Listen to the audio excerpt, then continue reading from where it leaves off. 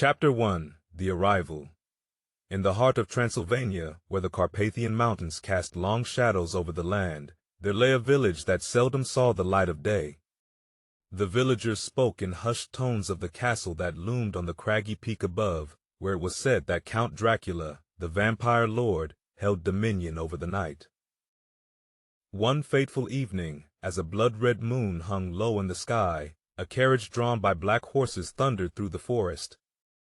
The trees seemed to recoil in fear, their branches twisting in the cold wind that heralded the approach of something sinister.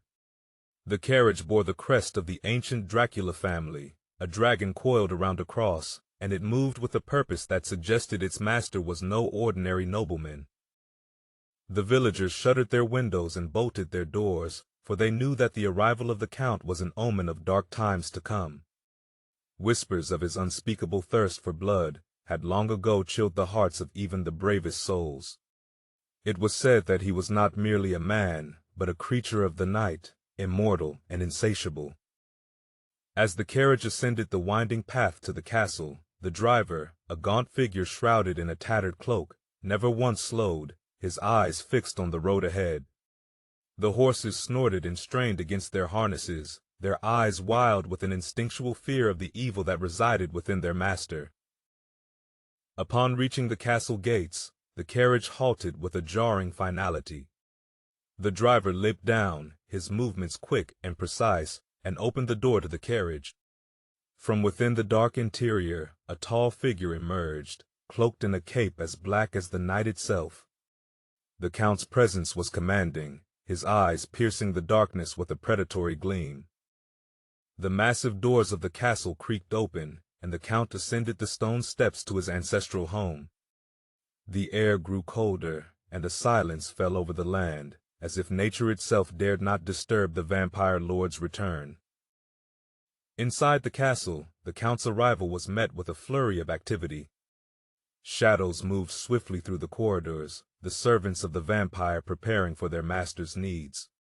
Torches flickered to life, casting an eerie glow on the ancient stone walls, adorned with tapestries that depicted the Dracula lineage, a lineage marred by a history of bloodshed and darkness.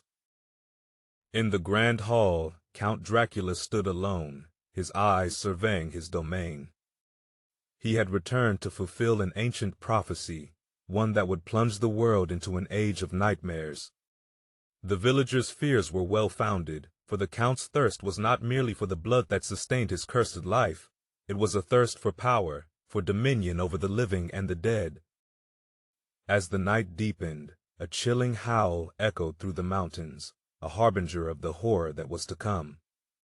The Count's reign had begun anew, and none could predict the terror that would unfold under the blood-red moon. The arrival of Count Dracula, the vampire, marked the dawn of a dark and horrific chapter in the annals of Transylvania. Chapter 2: The Awakening. The castle of Count Dracula, a monolith of stone and shadow, stood silent as a crypt as the new day failed to break the hold of the night. The villagers below, ensnared in restless slumber, were haunted by nightmares that seeped from the very walls of the fortress above. The Count, however, did not seek the comfort of the daylight's reprieve. For him, the darkness was sanctuary, the silence a herald of the power he was about to unleash.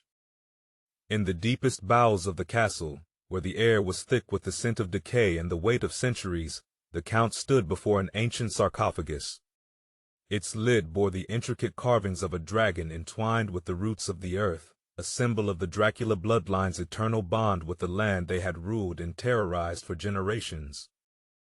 With a voice that was both a whisper and a command, the Count spoke an incantation, the words old as time and black as the void. The air trembled, and the stone beneath his feet groaned as if in pain. Slowly, the lid of the sarcophagus began to slide away, revealing the slumbering form within. The figure inside was as pale as the Count himself, her beauty undiminished by the passage of time. She was one of his own, a vampire of ancient lineage, a bride of Dracula who had been put to rest centuries ago, awaiting the moment of her reawakening. Her eyes fluttered open, revealing orbs of crimson that burned with an unholy light. The Count extended his hand, and the vampire bride rose to join him in the land of the living once more. Her name was whispered in fear by those who still remembered the old tales, Lady Isabella, whose cruelty had once made the rivers run red with the blood of the innocent. Together, they ascended the spiral staircase that led to the upper chambers of the castle. The Count's plan was set into motion. He would not only rule the night, but would bring forth an army of darkness to bend the will of the day. Lady Isabella was the first of many who would rise to form his legion, and with her resurrection, the earth itself seemed to shudder in dread. As the night waned, the Count and his bride stood before a grand mirror, its surface as dark as obsidian. The reflection it cast was not of the room but of a vision of the world as it would be under the dominion of Dracula. Cities lay in ruin, their people enslaved to the will of the vampire lord, and the skies perpetually shrouded in an eclipse that denied the sun's cleansing rays. The Count's eyes glowed with satisfaction, but Lady Isabella's gaze held a flicker of ambition that even Dracula could not tame. She had her own designs, her own desires for power, and though she bowed to the Count's will, the seeds of treachery were already sown. As the first light of dawn threatened the horizon, the Count and his bride retreated from the mirror's prophecy. They descended into the castle's crypts, where the day held no sway, and the darkness embraced them like a lover's caress. The villagers awoke to a day that brought no solace, the pall of fear hanging over them like a shroud. Whispers of the Count's bride spread like wildfire, and with each passing hour, the terror grew. The awakening of Lady Isabella was but the first stroke of horror in the symphony of nightmares that Count Dracula had begun to compose. And as the sun set once more, the world braced itself for the darkness that was to come. Chapter 3: The Hunt. As dusk fell upon the village, a palpable dread settled over the cobblestone streets. The villagers, once vibrant and bustling with life, now moved as specters, their faces etched with the fear of the coming night. The sunset, which should have signaled the end of a day's toil, now served as a grim reminder that the hunt was about to begin. In the castle that towered above, Count Dracula and Lady Isabella prepared for their nocturnal pursuit. The Count, with his centuries of cunning and savagery, donned his cloak, the fabric whispering against the cold stone floor as he moved. Lady Isabella, her own thirst for blood rekindled after her long slumber, stood by his side, her eyes reflecting a malevolent grace. The Count's senses were attuned to the heartbeat of the land, to the warm blood coursing through the veins of his prey. He could hear the whispered prayers of the villagers, the shuffling of their feet as they hurried home, the bolt of doors that could not keep out the terrors of the night. With a silent command, the great doors of the castle swung open, and the vampire lord and his bride stepped into the twilight. The air was alive with the scent of fear, a perfume that invigorated the undead predators. They descended the mountain path, a pair of shadows against the darkening sky, their movements as fluid as the mist that began to rise from the ground. The villagers, sensing the approach of their doom, huddled together in their homes, clutching garlic and crosses, invoking the names of saints long dead. But such talismans held little power against the ancient evil that now stalked their streets. Count Dracula and Lady Isabella entered the village, their presence causing the very air to grow colder. Animals cowered and hid, and the wind itself seemed to hold its breath. The hunt had begun, and the Count's eyes gleamed with a predatory hunger. They moved with purpose, selecting their victims not at random, but with a deliberate cruelty that bespoke their desire to instill terror. A young maiden, her hair as golden as the sun that now hid from the world, was plucked from her hiding place, her screams piercing the night before being silenced forever. An old man, his life etched in the lines of his face, met his end with a resigned sorrow, knowing the darkness had finally come for him.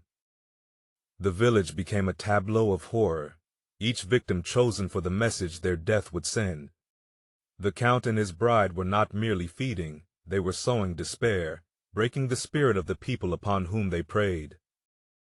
As the night wore on, the streets ran red, and the silence that followed was more terrifying than the screams that had preceded it. The Count and Lady Isabella, their hunger momentarily sated, returned to the castle, their path marked by the lamentations of the bereaved. But the night's atrocities had not gone unnoticed.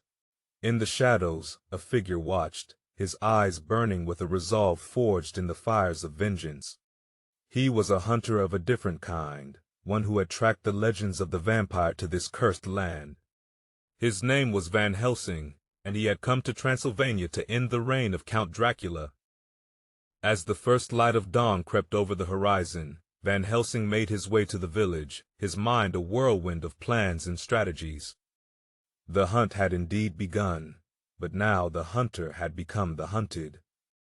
The stage was set for a confrontation that would determine the fate of the night and all who dwelled within its shadowy embrace.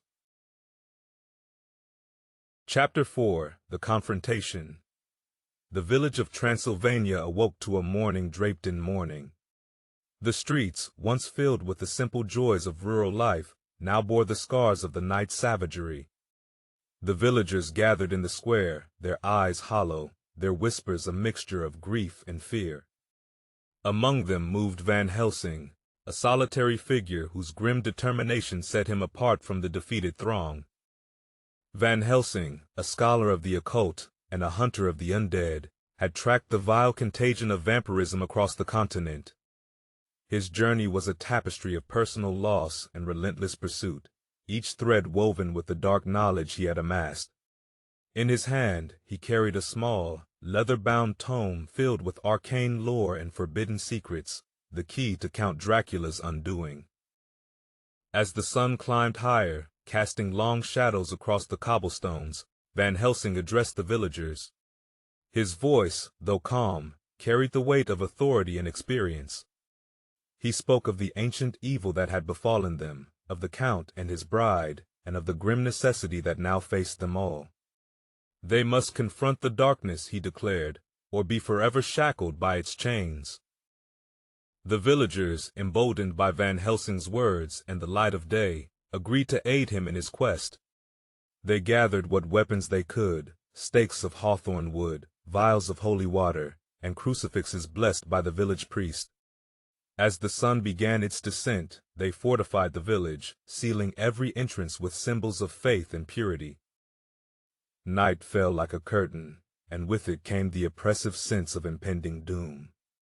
The villagers, their courage bolstered by their numbers and their desperation, kept watchful eyes on the darkness that encroached upon their homes. In the castle, Count Dracula and Lady Isabella sensed the change in the air. The Count's eyes narrowed, his preternatural senses detecting the preparations below. He turned to his bride, a cruel smile playing upon his lips. They would not be cowed by the feeble efforts of mortals. This night they would crush the rebellion before it could take root. As the moon rose, casting its pale light upon the land, the Count and Lady Isabella emerged from the castle, their forms ethereal and menacing. They descended upon the village like a plague, their intent clear, to extinguish the flame of hope that Van Helsing had ignited. But the hunter was ready.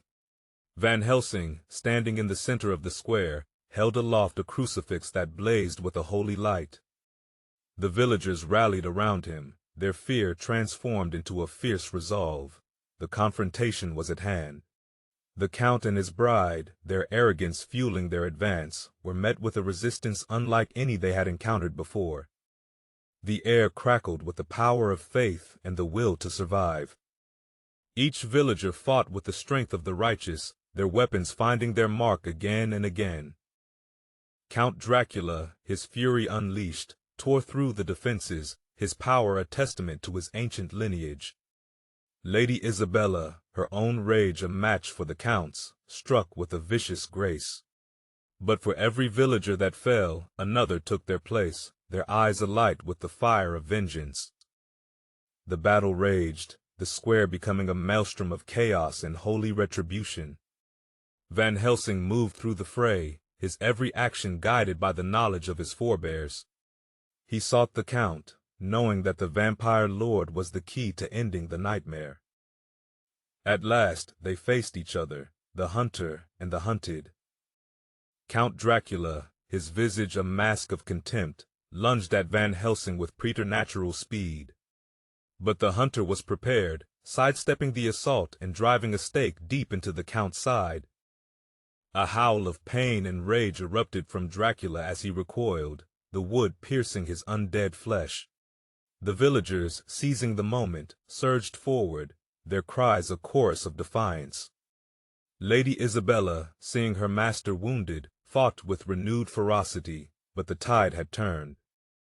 Van Helsing, his eyes locked with Dracula's, recited an incantation from his tome, the words resonating with the power to bind and banish. The Count, his strength waning, felt the pull of the spell. He roared, a sound that shook the very stones of the village, but it was too late. With a final, desperate effort, Van Helsing drove another stake into the Count's heart. Dracula's form shuddered, his image flickering like a flame in the wind, and then he was gone, his essence scattered to the corners of the earth.